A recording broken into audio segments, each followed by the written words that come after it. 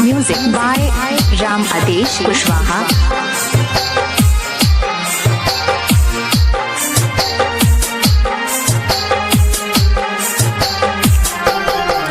सुन सजनी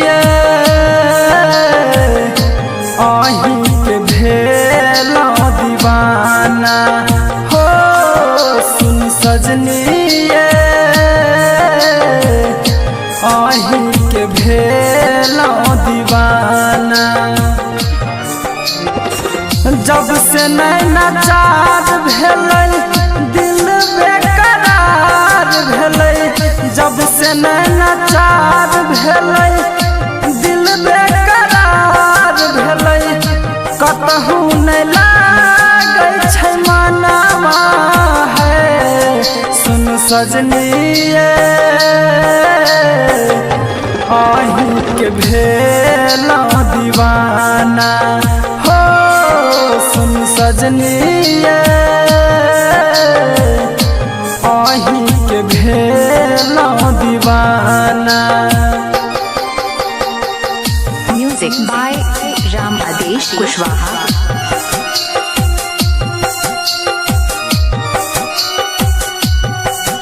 अहाँ तो रूप के सागर छी, अहाँ तो रूप के सागर छी। वही के हम दीवाना पागल हो गए वहाँ के प्यार में। जब से मिला अहाँ से मिला, जब से मिला अहाँ से मिला। चांद जना रूप यहाँ के परी आसमान के। सबसे अलग छी अहाँ दुनिया जहान से।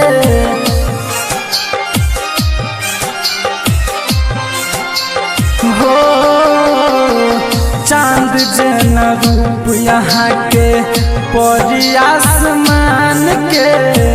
सबसे अलग छी अहाँ दुनिया जहान से। गजरा कटार करके गजरा श्रृंगार करके लागै छियै रूप के खजाना है। सुन सजनी आही के भेला दीवाना हो। सुन सजनी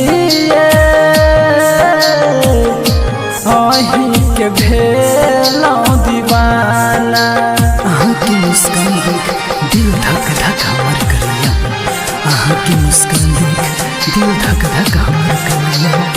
जब से तकलम एक नजर पागल दिलवा वहीं पे मरैया। प्रीत प्यार आही छियै जानिए। आही के दिल से हम मनलौ भगवान ये।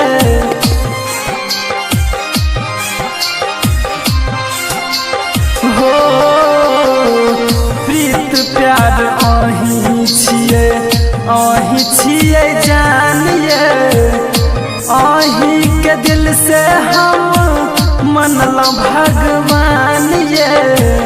अमिता सिकाना के सपना में के लूट छियै दिलावा के चैना है। सुन सजनी